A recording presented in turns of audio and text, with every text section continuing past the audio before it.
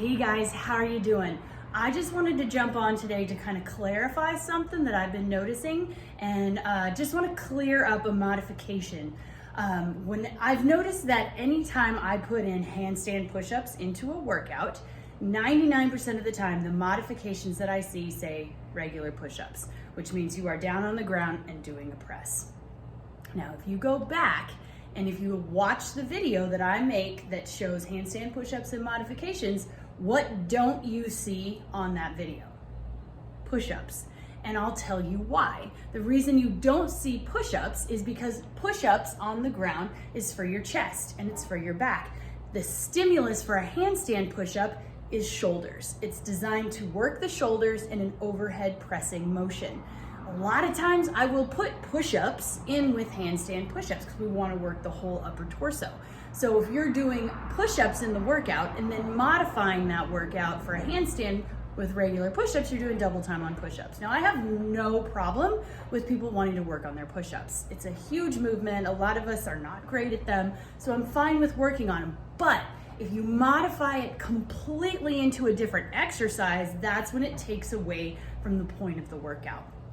So I highly encourage you guys to make sure you're going on there and watching how to modify a handstand push-up. There are so many ways to do it. And in case you don't feel like going over and clicking that link, I'm gonna show you now.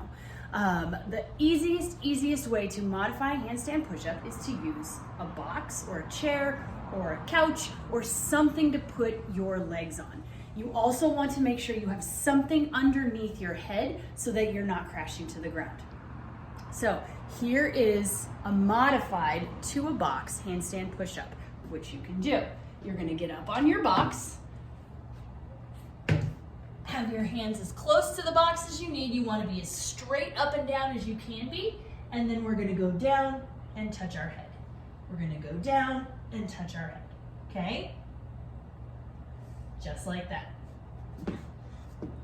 Now, if you're still like, flipping upside down scares the living bejesus out of me, that's still pretty close to upside down. I don't feel comfortable that my arms can push me that way. That's okay, because guess what? We can still keep modifying. So here's another way to do it. This is gonna sound funny, this is how we teach little kids to do them, because I don't want to be spotting little kids upside down in a handstand push-up. You're gonna take your feet and you're gonna go wide. You're gonna walk your hands out in front of you, just so we make a triangle. We're right here. Then what I'm going to do, if my hands are pressed out here, my head's going right there. Okay, so we're making a tripod just like we would if we were against the wall. We can go a little wide with our hands and we're rocking forward and back. Okay, our head's going down to the ground and back. Hands going down and back. Thing with those two exercises is they still give you the stimulus of working your shoulders, which is what we're building towards. Not necessarily working our chest and our back, we are working to build our shoulders. Now, if both of those are still to the point where you're like, I can only get one of those on the ground, because they're still very challenging, I get it. I've got one more modification. It is going to require some kind of equipment, whether you use a dumbbell, whether you use a sandbag, whether you use a small child, whether you use whatever. I don't care if you take gallons of water, a bag of dog food, whatever it is going to require you to press. So let me turn this a little bit. What you're gonna do is you are going to grab your weights, whatever weights it is, you're gonna sit down on something. You can totally sit on the ground too, that's fine. What this does, sitting takes the lower body out of it. If you do these standing, we can recruit from our back. We're gonna do them sitting so that we really don't have a choice but to push directly with our arms.